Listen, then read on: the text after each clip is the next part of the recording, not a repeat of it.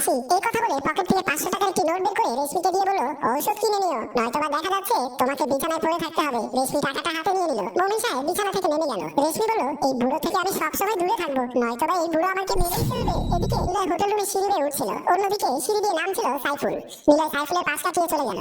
সাইফুলের কেন যেন মনে হলো এটা নিলয়। তারপর সাইফুল পকেট থেকে ফোন বের করে বউ পিয়াকে ফোন করলো। পিয়া তখন রান্নাঘরে কাজ করছিল। পিয়া মোবাইলের শব্দ শুনে মোবাইল হাতে নিয়ে দেখলো পিয়া চাচাতো ভাই সাইফুল ফোন করেছে। পিয়া ফোনটা রিসিভ করার সাথে সাথে সাইফুল বলল, নিলয় কোথায়? তখন পিয়া বলল, নিলয় তো কাল রাতে ঘর থেকে রাত করে বেরিয়ে গেছে, এখনো বাড়িতে আসেনি। সাইফুল তখন বলল, নিলয় নিজের চোখে দেখেছি। পিয়া বলল, ভাইজান তুমি সেখানেই থাকো, আমি এক্ষুনি আসছি, আমি আজ হাতে নাতে ধরতে চাই। সাইফুল বলল, তুই চিন্তা করিস না, আমি নিলয়ের দিকে নজর রাখছি। এই বলে ফোনটি কেটে দিল। পিয়া তখন রান্নাঘর থেকে বেরিয়ে আসলো। নিলয় হোটেল রুম থেকে রেশমির সাথে সময় কাটাচ্ছে। রেশমি নিলয়কে বলল, তুমি কি আজ আমাকে সারা রাতের জন্য নিয়েছো, নাকি কিস্তি দিয়ে চলে যাবে? নিলয় বলল, দোলা বেগমের কোম্পানির আইটেমের রেট বেশি, তাই দীর্ঘ সময় নেওয়ার মতো আমি প্রস্তুত না, আমি কিস্তি দিতে এসেছি, কিস্তি দিয়েই চলে যাবো। রেশমি বলল, আমার কাছে তুমি যখন একবার এসে পড়েছো, তুমি ইচ্ছে করলে আমার কাছ থেকে যেতে। পিয়া বলল, তুমি ভেবো না, আমি সব কিছু ঠিক করে নেবো। এদিকে রান্নাঘরে কাজ করছে পিয়া। তাকে দেখে মনে হচ্ছে কিছু একটা ভাবছে। সাইফুলের কথা যতবার ভোলার চেষ্টা করছে ততবার মনে পড়ছে সাইফুলকে এই সংসারটা নষ্ট করে দেবে। এইসব ভাবতে ভাবতে এমন সময় রান্নাঘরে আসলো সাইফুল। সাইফুল এসে পিয়াকে জড়িয়ে ধরলো। তারপর পিয়া সাইফুলের কাছে মাপ চাইতে শুরু করলো। তুমি আমাকে মাফ করে দাও, তুমি যা চেয়েছো তা সবকিছু আমার কাছে পেয়েছো, তাহলে এখন আবার কি করতে চাও? সাইফুল বলল,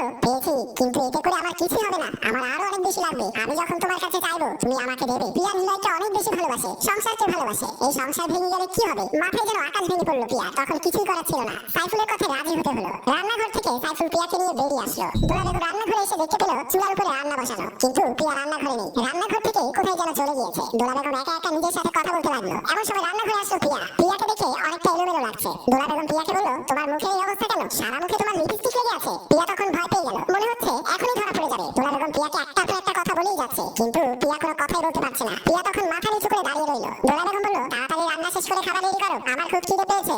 এই বলে সে চুপ থাকে। আমি বললাম, মানে কি বুঝলাম না? বউকে সুন্দর না? ফাহিম বলল, বিষয়টা সুন্দর না, আসলে আমি আর মুস্তাফা সেদিন গিয়েছিলাম, সেখানে অনেকগুলো মেয়ে দেখানো হয় আমাদেরকে। তারপর ভাগ্যক্রমে আমরা মাস্ক পরে গেছিলাম, আমাদের মুখ তোর বউ দেখেনি, তাই আজ আমাদেরকে সামনে দেখেও চিনতে পারিনি। আমি তাদের কথা শুনে নিজেকে স্থির করতে পারছিলাম না। পৃথিবীটা মনে হয় চারদিকটা ঘুরছে। আমি আর একটা কথাও না বলে সেখান থেকে চলে আসলাম। ওরা দুজন আমার দিকে চেয়ে আছে। আমি বাসায় এসে আমার বাবা মায়ের রুমে গিয়ে দেখি তারা দুজন পাশাপাশি বসে গল্প করছে। আমি তাদের কাছে গিয়ে বললাম, মা তোমরা যে আমাকে বিয়ে করেছো তার কি ব্যাকগ্রাউন্ড সম্পর্কে জানো, নাকি ঘটকের কথা শুনে বিয়ে দিয়ে দিলে? আমার কথা শুনে মা অবাক হয়ে বলল, বিয়ের প্রায় 1 মাস হতে চলেছে, এতদিন পর হঠাৎই প্রশ্ন কেন? আমি তার উত্তর চাই, কি হয়েছে সেটা তো আগে বল। তোকে কি কেউ কিছু বলেছে? তাছাড়া মেয়েটিকে আমরা চিনতাম না, বাবলা ঘটক তো আমাদের খুব পরিচিত লোক, তাই ওর কথা শুনে বিয়ে দিয়ে দিলাম। না জেনে যাচাই না করে তোমরা আমার জীবনটা শেষ করে দিলে। আমি তো এই রূপ মানুষকে দেখাতে পারছি না।